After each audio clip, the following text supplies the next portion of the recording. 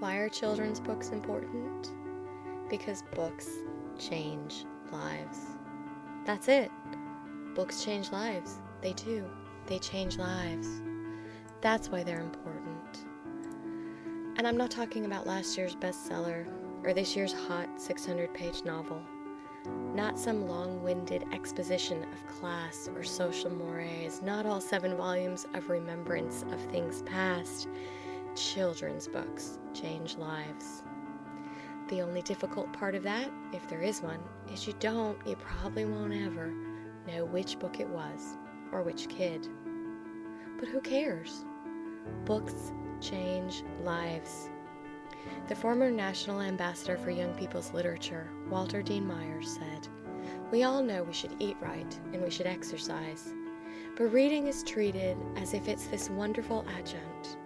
We're still thinking in terms of enticing kids to read with a sports book or a book about war. We're suggesting that they're missing something if they don't read, but actually, we're condemning kids to a lesser life. Reading is not optional." You heard that, right? Kids who don't read are condemned to living a lesser life. A lesser life. Because books change lives. They change lives always, always, always for the better. Children's books lift kids up. They empower them.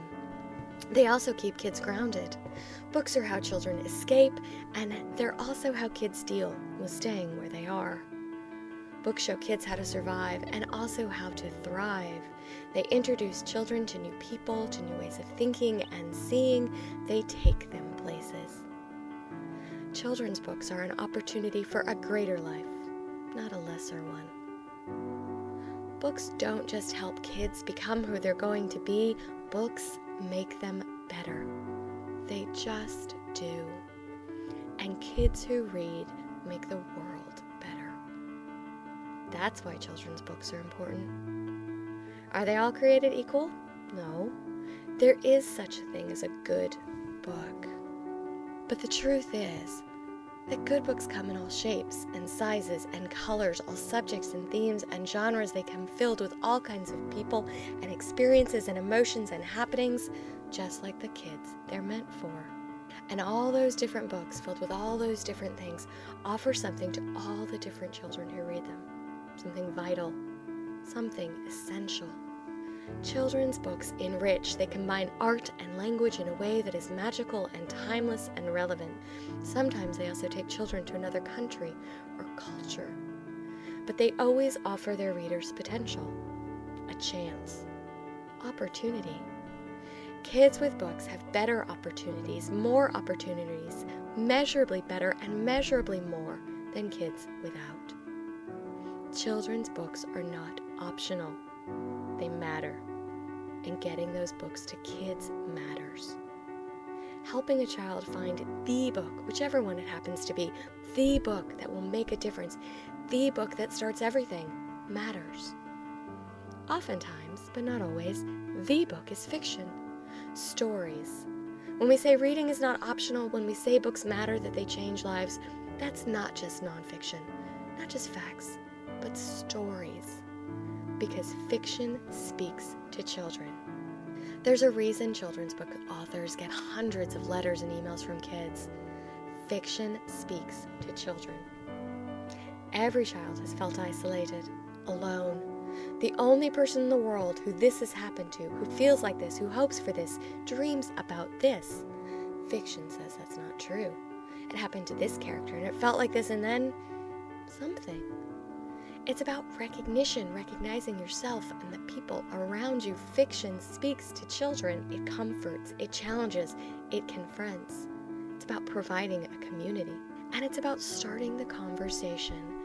Because bringing books and children together starts with reading aloud, starts with questions and pointing and talking and turning the page. Starts with meeting new people, hearing their stories, sharing your own. Then it continues. But first, and maybe best, books are a conversation. Reading books is not an option. Without reading, without books, without stories, where do you go? What kind of conversations are you left with? What kind of imaginations? Who are your heroes? What do you dream about, and where, to what, and to whom do you aspire?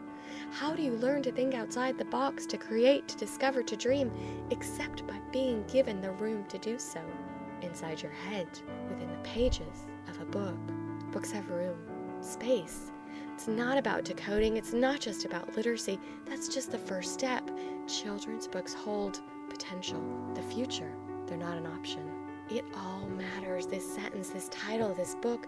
Maybe a children's book can't change the world, but it can change the reader's world. It does. And then who knows? That's why this is so important. Getting the right book to the right child, that's why being part of UBAM matters. Kids pick books because of the cover and because someone they know told them about it. Someone they know suggested it, recommended, shared it. And it may be the one, the book. You might not know which book it is, which kid, but know with 100% certainty that you've done it. And you're going to do it again. Change a kid's world for the better. What kind of amazing job is that?